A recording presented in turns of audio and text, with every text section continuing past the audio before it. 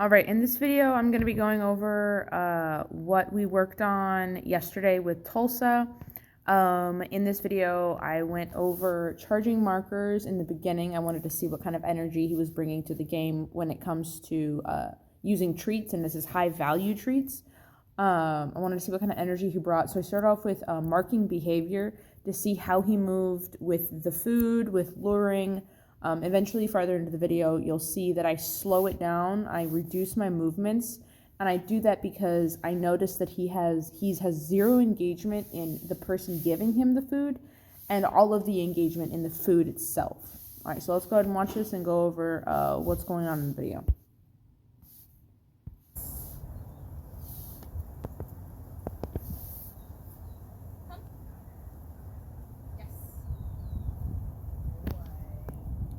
So when he does what I ask, I'm going to, just like with the clicker, I'm going to mark that behavior. I'm going to take a picture with that word. So anytime he does exactly what I say, I'm going to mark it with that yes, building value in that yes word.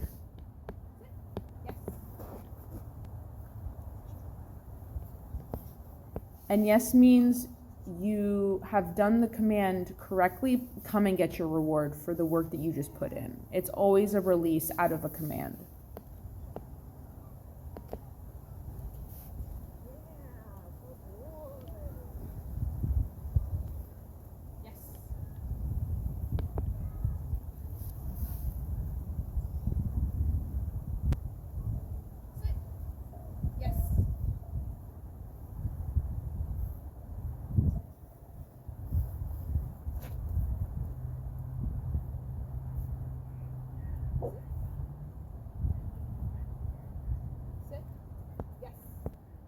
And with my body movement, you'll see that whenever I walk away from him, I'll kind of tap him on the side to try to get his attention.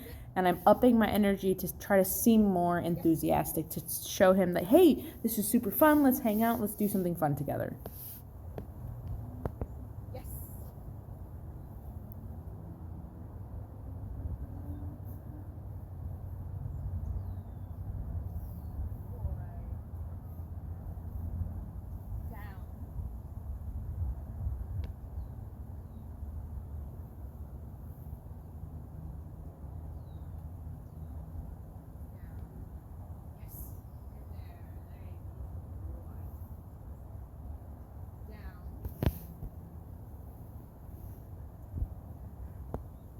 So right here, I'm kind of just testing how far am I able to push him. Down for a lot of dogs is a rather submissive position, rather vulnerable.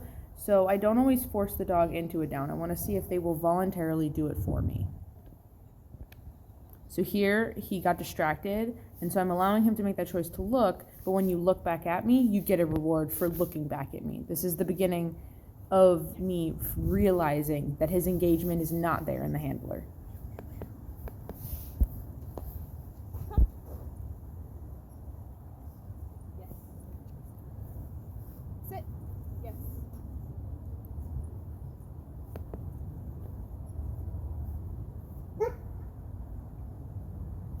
So here, all right, this is where it gets rather interesting.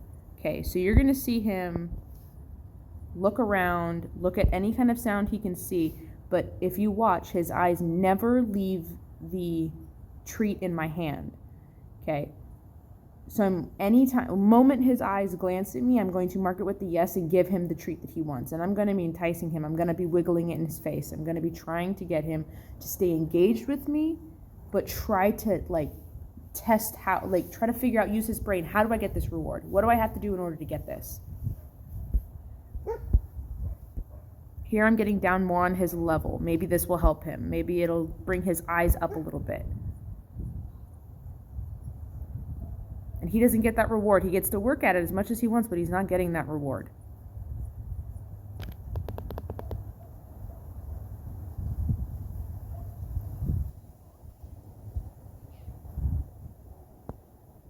Right there, I have treats in both hands, so he has to pick, and I'm putting my face in between the two treats. So as he's coming, it's right there, I'm trying to get him to look at my face. Even when I put it right next to my cheek, he refuses to look at me.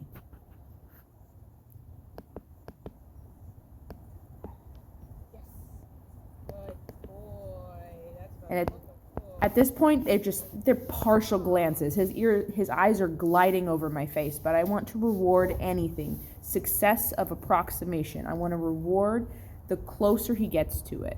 Kind of like saying when you're playing the hot and cold game, you're getting warmer, and you keep building the expectation. Yes.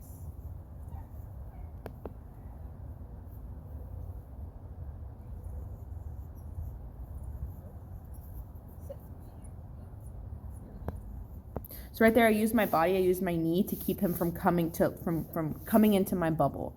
See, we can play these games totally fine, but there's rules, as I still need my personal space.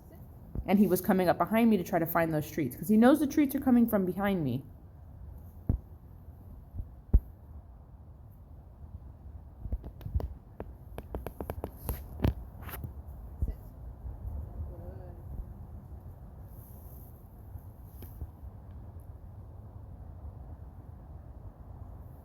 Even right here, you can see him going back and forth between the treat in my hand and the treat in one hand to the other, but never actually looks at my face.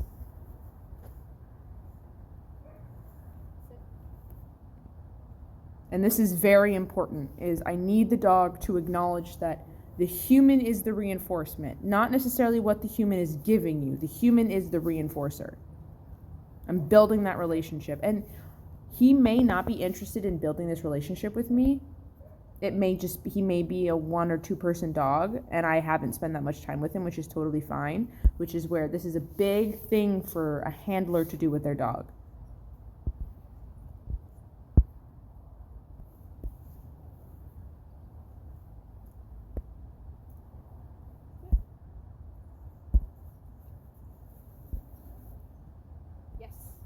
So right here, we're starting to see a lot more success in it. I'm hiding my hands. I'm not giving him something to look at. He has to figure it out. So sometimes what you'll see is his eyes. I'm going to zoom in. His eyes will switch over to my face. He looks at me when I talk to him. So that's what I start to do. Is I start to try to get him to. I try to start to entice him to look at me again, with my voice.